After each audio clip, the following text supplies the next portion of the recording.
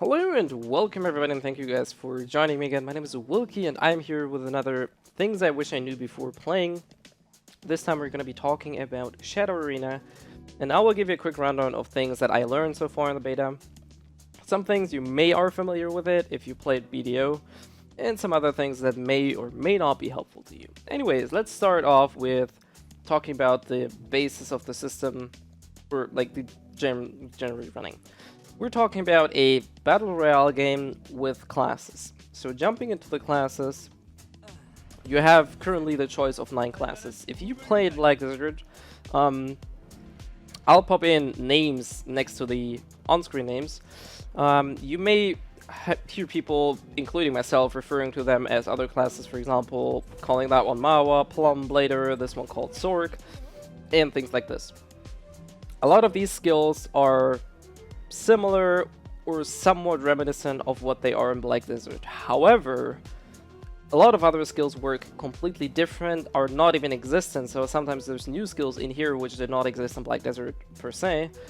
So what I recommend is at least take a good time to read the skills, but what I ultimately recommend is click on play here, go into the practice mode, go through all the characters. I know this takes a little bit of time, and this is probably very boring for a lot of people, but really, 15 to 20 minutes. I promise you don't need more time than that. Just click on any character you want, skip the item selection, and just go into practice mode.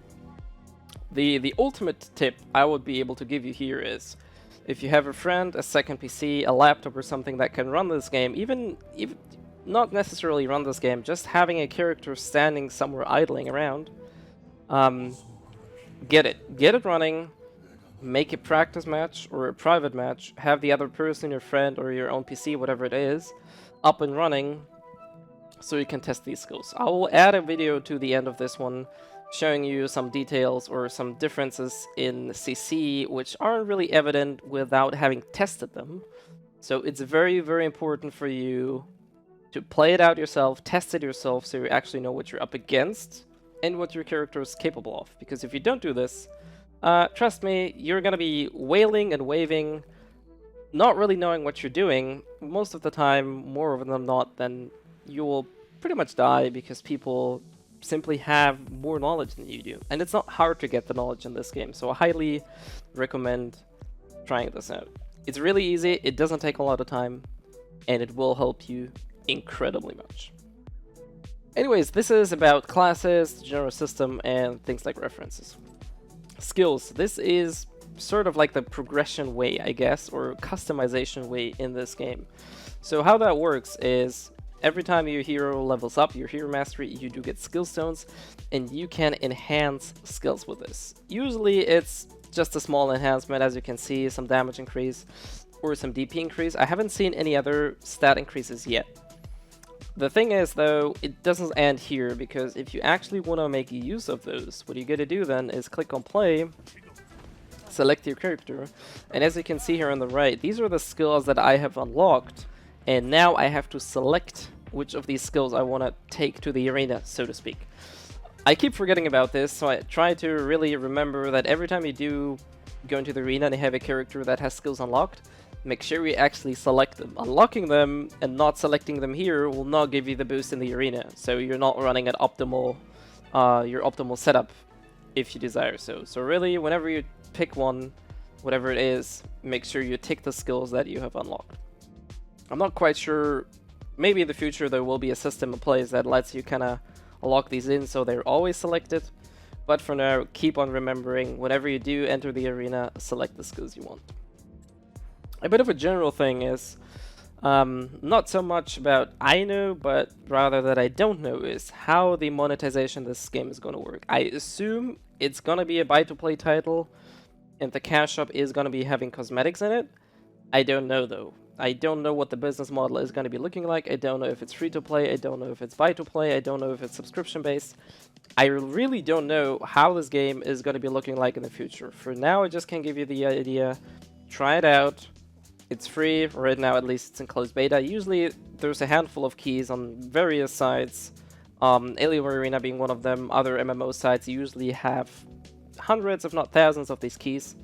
I highly suggest trying this one out. By the time you see this video, the current closed beta phase most likely has ended already. So if it's not up yet, keep on checking the website, keep on checking forums. They usually post the info there when the game's gonna go live. Last but not least, as I said, I want to give you guys 2 examples of what I mean with the CC system, or rather why you should try out skills and the characters themselves, because they do work different in a lot of occasions, and you don't know this without having tested it. Even if you read it closely, some skills have the same effect on it but work differently, so it's highly important that you do check it out yourself. So the first thing in regards to CC is the fact that all auto attacks, all moves have innate hitstun, which means that your normal moves, unless they have super armor, will get interrupted. And I'll try to elaborate and show you what that is by having a warrior use his left click as auto attack. And as soon as I start wailing in with my left clicks, you can see that his otherwise left and right swing string is getting interrupted. Likewise, the same happens for me, or would happen for me, if my attacks would be slower than his. So this is a very good thing, or a very important thing to know, because sometimes your skills, if they don't have super armor, may get interrupted. So it's vital that you do know your timing and the opening windows when to use certain skills. And the other main thing I want to give you on your way is that it's vital to test out skills, because some skills don't even have CCs listed on them. For example, abdomen kick. It doesn't even say that it has any form of knockback, knockdown, whatever. And as you can see here, that one clearly is a knockdown. So, as I said, the tooltips are not necessarily right, or sometimes they don't give you the full scope. The other thing I mentioned is that even though they may have the same effect listed, they do work differently.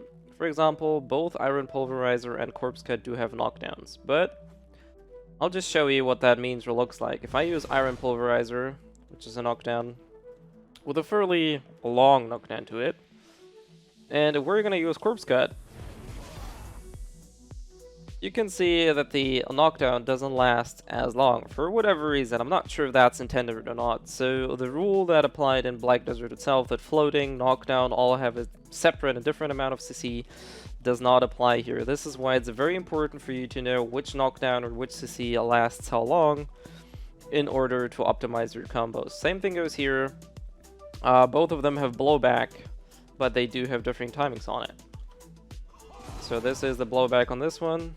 You can see that the character almost instantly gets up. And for Gravedigger, the animation appears to be even faster. But I guess the biggest or the best example I can give you here is Corpse Cut and Iron Pulverizer, which definitely has a much longer CC duration, and in regards to that, the kick has a very short kick duration, even though all of them are technically knockdowns, despite this one not having a knockdown listed here. And Gatekeeper is a blowback himself. Generally though, knockdowns and blowbacks will always ground the enemies, knockbacks won't. Floating, for example, will also knock down the enemies, as seen on Badal the Striker. So as I said, things need to be tested. This is only a very brief overview I can give you, that even though they both have a knockdown, they do have different durations, which means you do have to string them together in a different fashion in order to get the maximized DPS out of your combo. So the last thing I want to give you in your way is a bunch of things in the game. First of all, use the minimap. This one's very important, and it'll help you quite a bit on your way to navigate the map and also to keep an eye on certain events. As you can see right now, we have a Shadow Lord event very close by, and these are also very important random encounters. They do spawn a boss, which at the start of the game can be a little bit difficult to kill. However, killing one will always grant you one red random item, so it's a very good source for good late game items, and also grant you a buff that you can use on one of the 6 altars. And what these altars do, I'll explain it briefly after we will potentially or hopefully get the boss down here. So you can see that there's a boss and somebody's already fighting with him, as it seems. We do gotta make sure.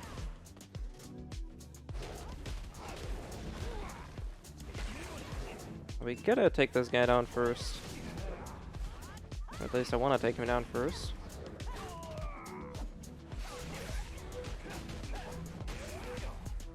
There's now another guy, and he stole my buff. That's unfortunate.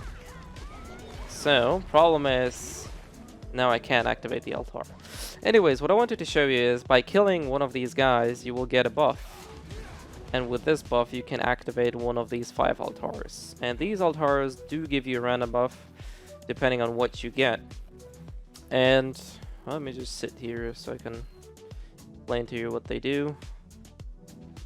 The random one obviously gives you random one. Leighton altar allows you to ride Leighton, which essentially is like a supercharged weapon which you can use. Elixir of Life gives you a recovery option for 8000 HP, which doesn't share cooldowns with potions, so that one's very good in late game. Brilliant Enlightenment gives you 5 skill points, very good early on. Goddess Blessing gives you 150 AP and DP, and Owl's Eye shows all enemies on the minimap as dots, so other than Brilliant of Enlightenment, I think every of these altars is definitely worth it to check it out even in late game. And as I said, how they work is kill one of these Shadow Lords. As you can see, if you kill them, you get the buff. You don't necessarily have to pick up the item, but the killing blow gets the buff. And with this buff, you can activate one of these altars. Now, I will give you one other example that I want to show you. And for that, I do have to leave the zone. And that's not to be too afraid of the shadow wall, if you want to call it that way.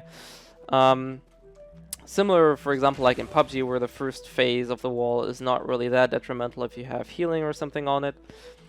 The wall is not really as terrible in Shadow Arena, especially at the start, but even in late game, it's not as bad. There's 2 things to notice. Keep an eye on your potions, because if you don't have potions, you're gonna have a trouble late game. And the other thing is, keep moving around. As you can see, I'll now enter the Black Spirit's domain. You can see I take very, very little damage. Every now and then, though, the Black Spirit, or the Hungry Black Spirit, shows up. And if you aren't mobile enough, he will start hammering at you, sometimes even CCing you, debuffing you, and dealing some damage. As you can see, this one took a little bit more damage. So it's very easy and feasible also to roam around the Shadow Arena or outside the shadow wall in order to get certain items to maybe get an altar activated. So keep an eye on the map, use it, make sure you're actually using everything you see there. And as a rule of thumb, but that's just a general notion for me, if you're closer than 250 meters towards a Shadow Lord, I highly suggest going and checking it out. Everything above that is usually a very high risk and most likely not worth it. So as you can see here, this one just spawned next to me, so we're going to be taking this one. This is sort of going to be a live guide. We don't have potions. We do gotta pay a little bit of attention here, but maybe I will get to show you how that looks like. Alright, we get a skill book, that's nice. But I can very much clearly show you that there's no worry about the shadow wall itself. It doesn't hurt as much. So let's go for Cygord. Just keep on potioning, or just spam pods at really. There we go. So we got a red glove. We have now the buff, which allows me to activate one of the altars. We're moving towards the Goddess Blessing, which is very, very good. I'll just show you what that looks like. Also, killing one of the bosses will give you an HP recovery buff, so it really isn't all that much trouble. So, there we go. We cleanse the buff.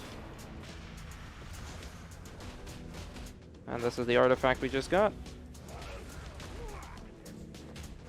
And this is how the altars work, and a general information about not having to worry about the wall as much. Anyways, this is gonna be the summary for this video. It went out a little bit longer than I wanted to. There's one thing I don't exactly, or I'm not sure of. I think this blob of whatever it is shows you where the center of the next circle is gonna be, but that's a guess. I haven't confirmed that yet. Other than that, if you have anything else that you deem helpful for new players or old players alike, feel free to let me know in the comments, and I will put it into the comments or somewhere else. Anyways, this is gonna be it. Thank you everybody for watching, and I will catch you guys next time.